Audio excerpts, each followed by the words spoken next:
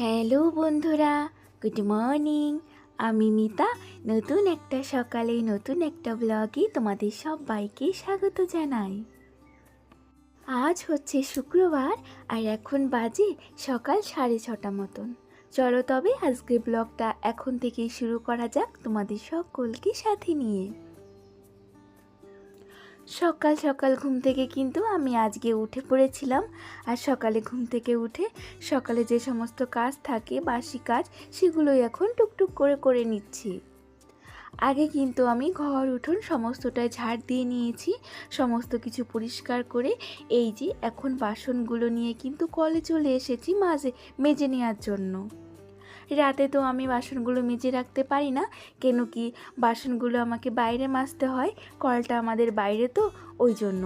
আর অত রাতে কি করে কলে এসে বাসন মাজবো বলো তো, সেই কারণে কিন্তু বাসনগুলো আমাকে সকালেই মাজতে হয়। তো যাই হোক, সকালবেলা টুকটুক করে আমি কিন্তু সমস্ত বাসি কাজকর্ম করে নিয়েছি। এখন শুধু বাকি রয়েছে জামা কাপড়গুলো কাচা আর স্নান করা। তো দেখলাম কি আজকে না অন্য দিনের তুলনায় সকালের কাজগুলো আমার বেশ তাড়াতাড়ি হয়ে গেছে, আর হাতে না অনেকটাই টাইম রয়েছে। তাই এই যে বাড়তি কাজটা করে নিচ্ছি, চেয়ারগুলোকে না একটু ভালো করে এই যে সার্ফ দিয়ে মানে ভালো করে ডোরে ডোরে পরিষ্কার করে নিচ্ছি জল দিয়ে। এমনি তো আমি রোজই একটা কাপড় দিয়ে এগুলোকে মুছে থাকি, কিন্তু কি বলো তো, ওই যে কাপড় দিয়ে এমনি মুছতে মুছতে না তবু ধুলোটা ওই যে কোনাতে কোনাতে থেকেই যায়, ভালো কিন্তু পরিষ্কার হয় না। সেই জন্য মাঝে মাঝে কিন্তু সার্ফ জল দিয়ে এইভাবে ডলে ডলে পরিষ্কার করে নিলে বেশ সুন্দর চকচক করে, জানো তো। একটা বুনু আমাকে বাংলাদেশ থেকে কমেন্ট করেছে, বুনুটার নাম হচ্ছে পপি। সে বুনুটা আমাকে বলেছে যে আমি ছোলার ছাতুটা যে সকালবেলা বানাই সেটা আমি কি করে বানাই, সেটা ওকে বুঝিয়ে বলতে হবে, আর ছাতুটা আমি কোথায় পাই। তো ছাতু তো বাজারে অ্যাভেলেবেল কিনতে পাওয়া যায় বুনু, তুমি যে কোনো মুদিখানা দোকানে গেলেই কিন্তু ছাতুটা পেয়ে যাবে। আর ছাতুটা আমি কি করে বানাই সেটা আমি এখানে বলবো না, যেদিন আমি ছাতুটা আবার বানাবো সেদিন আমি তোমাকে দেখিয়ে দেব যে ছাতুটা আমি কি করে বানাই, ঠিক আছে। আমাদের চেয়ারগুলোর পাশাপাশি কিন্তু মাম্মামের চেয়ারটাও এই দেখো সুন্দর করে ধুয়ে দিচ্ছি। আর মাম্মামের চেয়ারটাই না বেশি নোংরা পড়েছিল, জানো তো। মাম্মামের চেয়ারটা সেই যে মানে কেনার পরে একবার কিন্তু এইভাবে আমি সার্ফ জলে ধুয়েছি, তারপরে কিন্তু ধোয়াই হয়নি, শুধুমাত্রই মুছে নেওয়া হয়। আর আজকে এই দেখো সুন্দর করে কিন্তু আমি চেয়ারটাকে ধুয়ে দিচ্ছি। আর ধোয়ার পরে এত সুন্দর চকচক করছিল, তোমাদের কি বলবো, জানো না, হেব্বি সুন্দর, জানো না, চকচক করছিল, মানে সেই নতুনের মতন লাগছিল। তো চেয়ারগুলো না একটু এখানে বাইরেতে দিয়ে দিলাম, কেন কি সকালবেলা না এখনও রোদটা তেমন ওঠেনি, এখানে দিলে বেশ সুন্দর শুকিয়ে যাবে, তারপরে কিন্তু আমি ঘরে নিয়ে যাব। এখন শুধু বাকি রয়ে গেল এই যে জামা কাপড়গুলো ভিজিয়ে এগুলোকে কেচে নেড়ে দেয়া। আর এই বেড কাভারটা আমি যে কবে তুলেছিলাম বলো তো, আবার বেড কাভার তোলার আমার সময় হয়ে গেল, কিন্তু এটাকে আমি এখন ধুয়ে কেচে নাড়তেই পারিনি। কতদিন হয়ে গেছে বলো তো, সত্যি আমি ভীষণই কাজের মেয়ে। না গো, কি বলো তো, একটু টাইম পাইনি গো আমি এটাকে কাচার, কিন্তু আজকে ভেবেছি এটাকে কেচেই ছাড়বো, সে আমার যত দেরি হোক না কেন।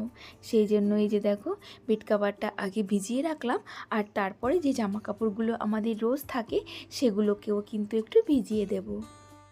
রুমকি বিশ্বাস বলে একটা বুনু কমেন্ট করেছো যে আমার আলমারি ট্যুর দিতে, আর তার নামটা যেন আমি ভিডিওতে নিই।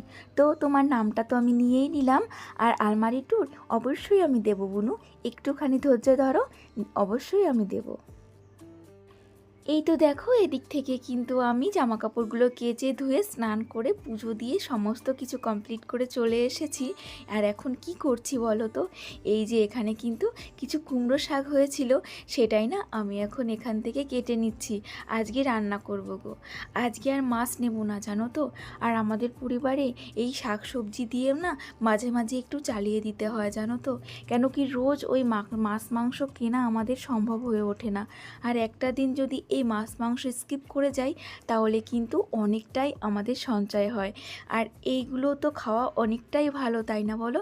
আর এইগুলো আমি বাড়িতেই লাগিয়েছি, আর এইগুলোতে কিন্তু একটুও সার জল নেই, সেই জন্য কিন্তু এগুলো খাওয়া অনেকটাই উপকার। তাই সেটাই দিয়েই আজকে কিন্তু চালিয়ে দেব, এই শাক পাতা দিয়েই। আর আমার এখানে কিন্তু অনেক রকমের শাক হয়েছে জানো, একদিন কিন্তু অবশ্যই তোমাদের ঘুরিয়ে দেখাবো। আর এর মধ্যে কিন্তু সকালে রান্নাটা আমার হয়ে গেছিল। আর সকালে এই যে মাম্মামের ভাতটা কিন্তু আমি মাখিয়ে নিয়েছি, মাম্মামকে কুমড়ো দিয়ে ভাতটা মাখিয়ে নিয়েছি, আর একটা ডিম সিদ্ধ দিয়েছি, এটা দিয়ে এখন মাম্মামকে খাইয়ে দেব। সকালে খাওয়া দাওয়ার পরপরই কিন্তু আমি দুপুরে রান্নাটা করে নেব।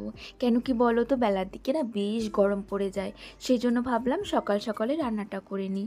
আর সকালের ভাতটা বসিয়ে দিয়েই কিন্তু আমি সবজিটাও কেটে রেখেছিলাম জানো তো। এবার খাওয়া দাওয়া করি, তারপর রান্নাটাও করে নেব।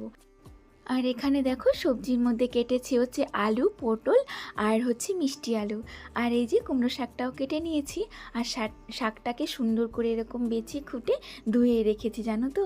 আর এইদিকে যে ভেন্ডি আর পেঁয়াজ কেটে নিয়েছি, ভেন্ডি পেঁয়াজ দিয়েও কিন্তু একটা তরকারি করব। আর ভেন্ডিগুলো না বেশ কিছুদিন ফ্রিজে ছিল, সেই জন্য না একটু কেমন কালো কালো হয়ে গেছে, কিন্তু পচেনি বা নষ্টও হয়নি, এমনি একটু ওপর দিয়ে কেমন হয়ে গেছে জানো তো। আর এই যে এদিক থেকে কিন্তু আমি শাকটা বসিয়ে দিয়েছি।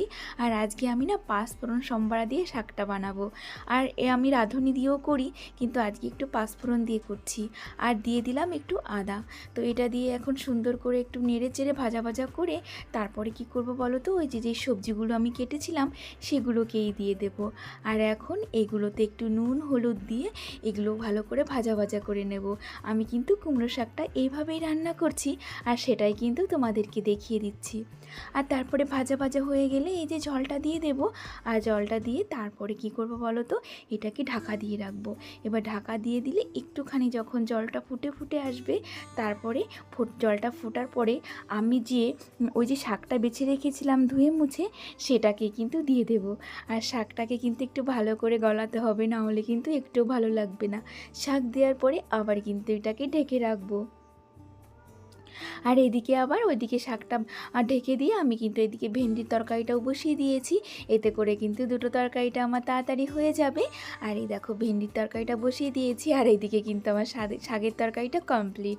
তো তোমরা জানিয়ে তো আমার শাকটা রান্না কেমন হয়েছে। আর একটু ভালো করে তোমাদের রান্নাটা দেখিয়ে দিই, দেখো কি সুন্দর লাগছে না বলো।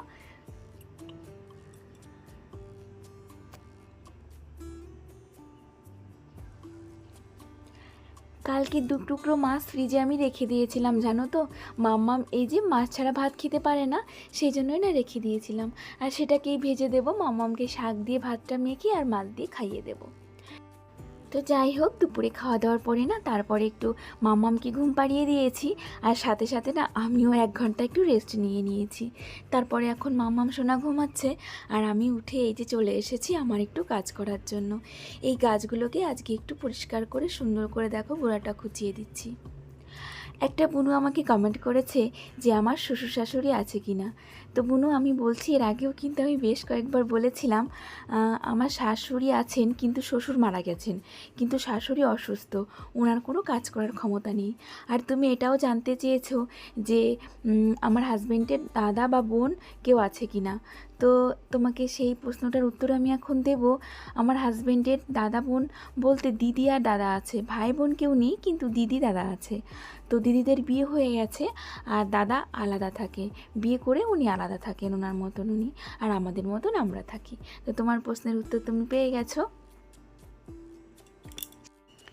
আর এই দেখো এখানে যে আমি বেগুন গাছগুলো চারা দিয়েছিলাম না, সেগুলো এখান থেকে তো কিছু লাগিয়ে দিয়েছিলাম, আর কিছু রয়ে গেছিলো, সেই জন্যই দেখো এখান থেকে এখন কটা বেগুনের চারা তুলে নেব আর কটা লাগিয়ে দেবো জানো তো।